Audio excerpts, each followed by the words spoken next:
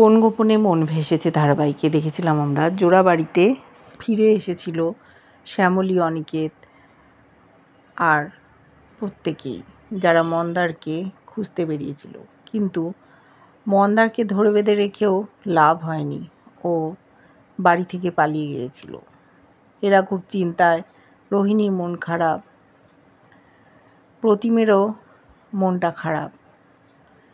সেই সময় হঠাৎ তৃষা বাড়িতে এসে উপস্থিত। তৃষাকে দেখে সাথে সাথে ওরা বের করে দিতে চেয়েছে, কিন্তু শেষ পর্যন্ত বার করে দিতে পারল না। তৃষা নতুন চাল চেলেছে, ও সন্তান সম্ভবা, তাই ওর যত্নআত্তির প্রয়োজন। এই বংশেরই সন্তান গর্ভে ধারণ করেছে, জেলে থাকাকালীন জানতে পেরেছে। এরা কেউ মেনে নিতে পারছে না, বলছে তৃষা বহুবার ঠকিয়েছে। আগেরবার শ্যামলী দায়িত্ব নিয়ে ওকে বাড়িতে থাকতে দিয়েছিল, কিন্তু সেই বাড়িতে থেকেই এদের পেছনে ছুরি মেরেছিল, তাই আর বিশ্বাস করতে পারছে না। শেষ পর্যন্ত ঠাম্মি বলেছে ও যখন সন্তান সম্ভবা, তখন সন্তানের কথা চিন্তা করে আমরা ওকে বাড়িতে থাকতে দিলাম। শ্যামলী তাও বলেছে আমি কিন্তু বিশ্বাস করতে পারছি না, আমি টেস্ট করাবো। বলেছে তৃষা আমি রাজি। অরুণাবকে খবরটা জানায়নি, অরুণাব জেলে আছে। তৃষা প্ল্যান করেই বাড়িতে ঢুকেছে, এরপর অরুণাবকেও ছাড়িয়ে নিয়ে আসবে। এত কাণ্ড হয়ে যাওয়ার পরও সে জোড়াবাড়িতেই ফিরে এসছে। এদিকে রোহিণীর মনটা খুব খারাপ। রাতের বেলা চিন্তা করছে দরজার সামনে দাঁড়িয়ে বাইরে চলে যাবে কিনা, খোঁজ করতে যাবে। ও মন্দারের দরজাটা খুলতে যাবে, সেই সময় শ্যামলী এসে গেছে। বলছে যে রোহিণী দিদি, তুমি এত রাতে কোথায় যাচ্ছ? নিশ্চয়ই মন্দারকে খুঁজতে। তুমি রাতের বেলা বেরিও না, হিতে বিপরীত হবে। আমি তো তোমায় কথা দিয়েছি ঠিক মন্দারকে ফিরিয়ে আনবো, কিন্তু রোহিণীর মন মানছে না। ও যখন মন্দারের একবার খোঁজ পেয়েছে, তখন ওকে বাড়িতে খুঁজে আনবেই, ওকে ছাড়াও থাকতে পারছে না। ঠিক সেই সময় জোড়াবাড়িতে হঠাৎ দরজায় কেউ ধাক্কা দিচ্ছে। ভয় পেয়ে গেছে শ্যামলী আর রোহিণী। এত রাতেই হঠাৎ কে এলো বুঝতে পারছে না। রোহিণী তখন একটা ফুলদানি নিয়ে এসে দাঁড়িয়েছে। শ্যামলী দরজাটা খুলে দিয়েছে, খুলে দিতেই দেখছে মন্দার সামনে দাঁড়িয়ে। এরা তো হতবাক, কি হলো হঠাৎ যে মন্দার ফিরে এলো আবার, তাও এত রাতে, যে পালিয়ে গিয়েছিল প্রিয়ার গলায় ছুরি ধরে। রোহিণী আর নিজেকে ধরে রাখতে পারেনি, মন্দারের হাত ধরে টেনে ঘরে ঢুকিয়েছে। কিন্তু শ্যামলী ওকে বিশ্বাস করতে পারছে না, এই কি সত্যি মন্দার নাকি রঘু? কেন এখানে ও আবার ফিরে এলো সেটাই চিন্তা করছে, প্রশ্ন করছে, কিন্তু ওকে প্রশ্ন করতে দিচ্ছে না রোহিণী। রোহিণী মন্দারকে বসিয়ে বলছে তুই জল খাবি তো? আর সারাদিন দৌড়োদৌড়ি করেছিস, নিশ্চয়ই খাওয়া হয়নি, আমি তোকে খেতে দিচ্ছি। শ্যামলী আটকাতে যাচ্ছিল রোহিণীকে, কিন্তু ও কোনো রকম কথা শুনতে রাজি নয়। শ্যামলী বলেছে আচ্ছা মন্দার, তুই প্রিয়া দিদির গলায় ছুরি ধরে পালিয়ে গেলি, আমরা তো তোকে বাড়িতেই এনেছিলাম, তাহলে তুই আবার ফিরে এলি কেন? বলছে মন্দার আমার কিছুই মনে পড়ছে না, আমি কে, কোত্থেকে এসেছি, আমি রঘু নাকি আমি মন্দার, আমি কিছুই জানি না। হঠাৎ ওই রোহিণীর কথা মনে পড়ল, তাই আমি আবার ফিরে এসেছি। কিন্তু মনে হচ্ছে এ হয়তো মন্দার না, ওদের একটা দল আছে, সেই দলের সাথে ও যুক্ত, 10 বছর ধরে একজনের হয়ে কাজ করে। সেটাই সন্দেহ করছে শ্যামলী। যাকে ওরা আটকে রেখেছিল সেই কি আদৌ মন্দার? আর রোহিণী দেখেছে একই রকম দেখতে। রোহিণী বলছে শ্যামলী, তুমি এত রাতে আর ঝামেলা করো না, তুমি শুতে চলে যাও, আমি ওকে দেখে নেবো। বলল যা মন্দার, তুই হাত মুখ ধুয়ে নে। ও বলছে যে বাথরুমটা কোথায়? শ্যামলী চোখের ইশারা করে বাথরুম দেখিয়ে দিল। বাথরুমের দিকে মন্দার চলে গেল। ওদিকে খাবার বাড়ছে রোহিণী, ওর মনে খুব আনন্দ, 2 বছর হারিয়ে গেছে মন্দার। শ্যামলীর মনটা খুঁতখুত করছে, ভরসা করতে পারছে না এই মন্দারের উপর। এদিকে রঘু বাথরুমে ঢুকেছে, ফোন করতে চায়, ফোনে কানেকশান হচ্ছে না, নেটওয়ার্ক নেই। সেই জন্য বাথরুম থেকে বেরিয়ে কাউকে একটা ফোন করে জানালো আমি জোড়াবাড়িতেই আছি, পুলিশ খুঁজছে ওকে।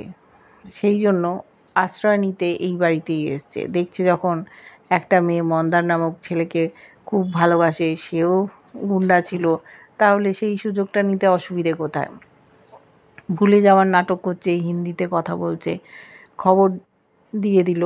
সেই সময় হঠাৎ শ্যামলী এসছে, বলছে মন্দার তুই কার সাথে কথা বলছিলি? রুমালের মধ্যে ফোনটাকে নিয়ে নিয়েছিল। বলছে আমি কার সাথে কথা বলবো? বলছে ম্যাডাম আপনি এত সন্দেহ করেন কেন? বললো না, আমি তোর সব কিছু চেক করব। জামা কাপড় চেক করছে, আর পাশেই একটা শাড়ি ভর্তি বালতি ছিল। রঘু টক করে ফোনটা বালতির মধ্যে ফেলে দিয়েছে। এদিকে শ্যামলী খুঁজে যাচ্ছে, কোথাও খুঁজে পাচ্ছে না। রোহিণী খাবার নিয়ে ওখানে চলে এসছে, বলছে শ্যামলী তুমি এত চেঁচামেচি করছো কেন?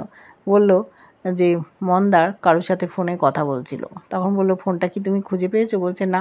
যে তাহলে কেন তুমি সন্দেহ করছো? এদের চিৎকার চেঁচামেচিতে ছুটে এসছে অপরাজিতা মল্লিক। বলছে কী ব্যাপার শ্যামলী, এত রাতে চেঁচামেচি করছো কেন? ওদিকে অনিকেত চলে এসছে, দেখছে সামনে মন্দার। বলছে এই গুন্ডাটাকে আবার তোমরা ধরে বেঁধে নিয়ে এলে? কেন নিয়ে এলে?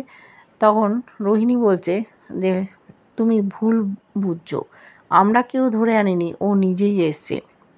বললো আমি একদম পছন্দ করছি না রোহিণী, এই সব খাবার কার জন্য? এই গুন্ডাটার জন্য? বললো মা দেখো, তুমি মন্দারকে আমার কাছ থেকে আর কেড়ে নিও না। এত দিন পর ওকে আমি কাছে পেয়েছি, আমি ওকে কিছুতেই ছেড়ে দেবো না। ও তো মজা পেয়ে গেছে। এদিকে ফোনটা খুঁজছিল শ্যামলী, ভাবছে রঘু যে ফোনটা নিশ্চয়ই খুঁজে পাবে না, বালতির মধ্যে রেখে দিয়েছে।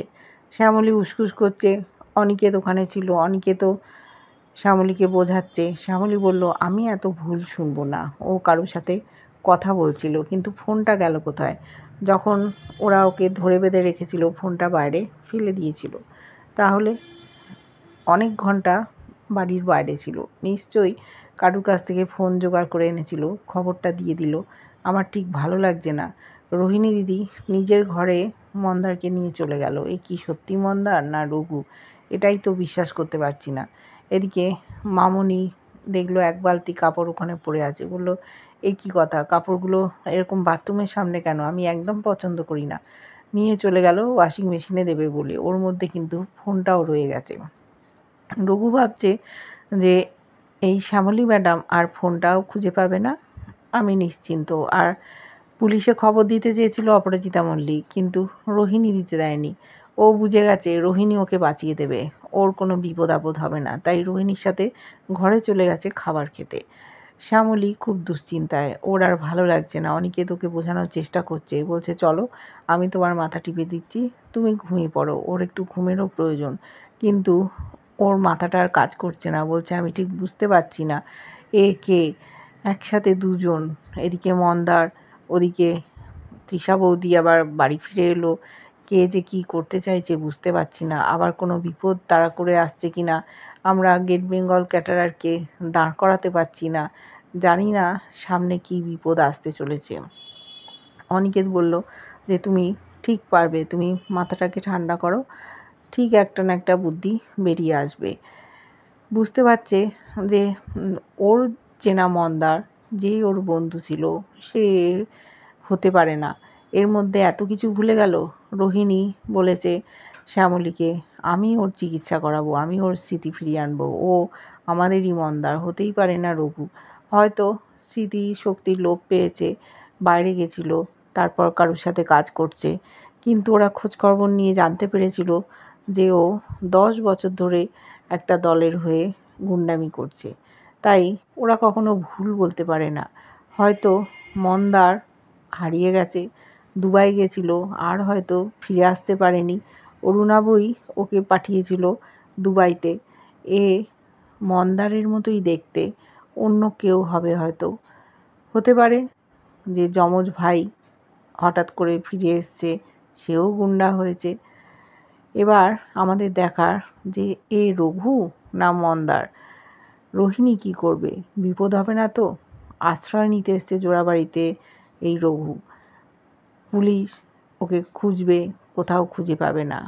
এবার দেখব শ্যামলী বুদ্ধি খাটিয়ে কি বের করতে পারে। কেমন লাগছে নতুন আপডেট অবশ্যই জানিও। ভালো লাগলে লাইক, কমেন্ট, সাবস্ক্রাইব করে যারা ফেসবুক পেজ থেকে দেখছো ফলো করে সাথে থেকো।